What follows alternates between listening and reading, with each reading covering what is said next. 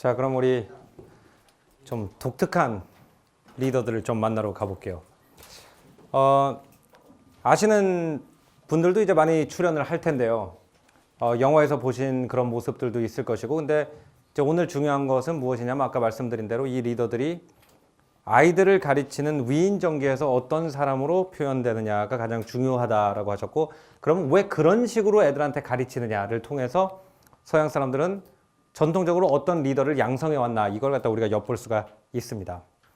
자, 처음으로 이제 대체로 서양의 아이들이 인문학을 접하면서 접하는 리더 중에 이 리오니다스라는 사람이 있습니다. 리오니다스라는 사람은 스파르타라는 그리스 도시국가의 왕이고요. 이 사람의 가장 큰 업적은 페르시아에 100만 대군이 쳐들어왔을 때, 이거 좀 조심해야 됩니다. 왜냐하면 대체로 고대 문서에 나와 있는 군인 숫자는 한 10분의 1 정도라고 생각하시면 돼요. 그러니까 100만 대군이다 그러면 7, 8만 명 왔구나. 특히 그리스인들 같은 경우에는 상대편의 숫자를 상당히 부풀리는 경향이 있어요. 왜냐하면 상대편이 커 보일수록 그거를 상대해가지고 이긴 자기네가 더 멋있어 보이기 때문에 조금 이게 중국이랑 달라요. 중국은 항상 자기네 숫자를 부풀립니다. 우리는 200만 명이 출병했다 뭐 이렇게 얘기를 하는데 비해서 그리스 사람들은 항상 자기네 숫자는 줄이고 상대편 숫자는 늘립니다. 그죠? 세상에 객관적인 역사 기록이란 건 없어요. 그렇기 때문에 이제 100만 대군이 왔다. 제가 그 스토리에서 어떻게 전해지냐. 그러니까 100만 대군이 왔다 칩시다. 100만 대군이 쳐들어왔을 때 이 레오니다스라는 왕이, 스파르타 왕이 2명이 있거든요. 그래서 왕이 이렇게 2명이 서로 견제를 하는 이런 제도로 되어 있는데 한 명이 있으면 폭군이 될지도 모른다 그래서 이 리오니다스라는 왕이 이제 먼저 출병을 해가지고 페르시아군과 접전을 하라라는 명을 받습니다. 이제 도시국가에서. 그래서 300명의 병사들을 데리고 이제 일종의 정찰 때처럼 나가는 거예요. 이게 주 군대가 아니고.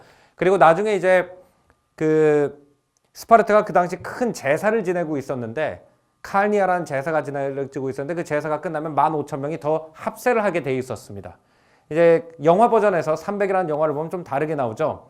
그 스파르타의 정부가 썩어가지고 실제로 참전할 생각이 전혀 없고 항복할 생각인데 리오니다스가 고집을 부려가지고 이렇게 나간 걸로 돼 있는데 원래 리오니다스가 300명을 데리고 가서 기본적인 상황을 파악한 다음에 약간 교란을 시키고 있으면 칼니아라고 하는 절대로 스파르타 전통에서는 전쟁을 하면 안 되는 이 절기가 있는데 그 절기가 끝나면은 나머지 스파르타군들이 합세를 하도록 돼 있었습니다.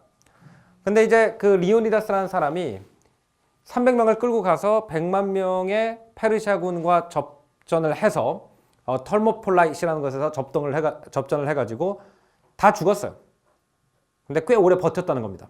자, 이게 굉장히 흥미로운 거예요. 일단 위인 전기를 쓰는데 진 사람의 얘기를 동양에선 잘 안 씁니다. 그죠? 그 사람이 죽었다라는 얘기. 우리 뭐 한두 명은 있죠. 뭐 예를 들어서 임진왜란의 배수전 졌던 이런 장군들의 얘기는 있지만 대체로 우리는 어쨌든 한 전투라도 이긴 사람의 얘기를 쓰는 데 비해서 이 리오니다스는 전투를 못 이겼어요. 그죠? 근데 중요한 건 뭐냐면 어떤 자세로 졌느냐라는 거예요. 이게 굉장히 중요한 겁니다. 굉장히 중요한 차이예요. virtue와 덕의 굉장히 중요한 차이, 교육 방식의 굉장히 중요한 차이입니다.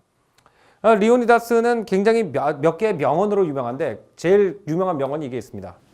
이 아테네 사신이 페르시아가 쳐들어오니까 우리 연합을 해야 된다 그래서 스파르타에 갔다고 합니다. 스파르타에 가니까 그 당시 아테네와 더불어서 그리스에서 가장 강력한 도시국가였던 스파르타가 큰 건물이 하나도 없어요. 왜냐하면 스파르타 사람들은 어떤 철학을 가지고 있었냐면 사치스럽게 살면은 약해진다라는 철학을 가지고 있었어요, 사람이. 그래가지고 오히려 다른 그리스 도시보다 후진 집에서 바람 다 들어오는 집에서 살고 절대로 고급 천을 입지 않고 겨울에 외투도 걸치지 않고 그 다음에 질긴 고기를 갖다 들이켜가지고 이빨로 뜯어 먹어야만 우리가 계속 스파르타 사람이지 그거를 하지 않고 딴 사람들처럼 익힌 고기 먹고 난방온만 켜놓고 살기 시작하면은 물론 그 당시 난방온만 없지만 그러면은 약해진다, 배만 나온다. 그래가지고 아직도 스파르타식이라는 단어가 있죠.